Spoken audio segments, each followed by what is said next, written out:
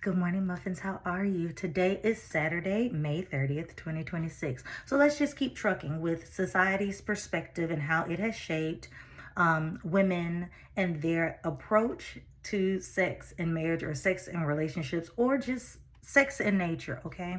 Yesterday, I went into a little bit more explanation or clarification of society giving men permission to explore their sexual nature, to sit in the fact that they are sexual beings, to be comfortable with that, to be okay with the fact that they think about it, they desire it.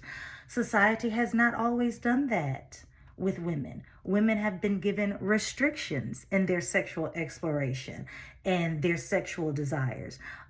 Society has said that if you are a respectable woman, character, ladylike, classy, elegant, whatever, there are certain things that you don't do. There's a certain way you carry yourself. There's a certain way you dress. There's a certain way you talk about sex. There are certain things that you do in the bedroom that other women who may not be seen as respectable and all these things will do, but you may not be able to do that. It may not be right or okay for you to do those things. And yes, that tide and that rhetoric is changing.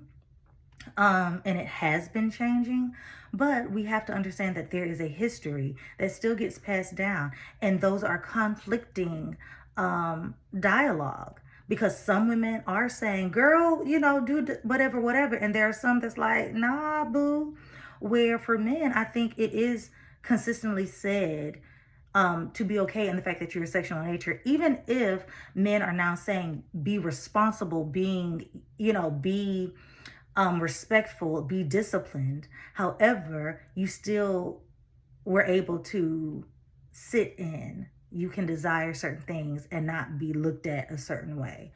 And we can't ignore it. We have to address it, because that kind of rhetoric is still going to exist, okay? But we can start to talk about it more in a way to where women can accept that and sit in their sexual desire and nature. So where when they get married, they're not still as reserved. They are more comfortable talking about it to their husbands and doing certain things that make sex just as pleasurable and fulfilling and satisfying for them as it is for men, because they are accepting the wholeness of their being, their femininity, their sexuality, their sensuality, okay? I hope you all have an amazingly wonderful day on purpose. I will talk to you soon. Bye-bye.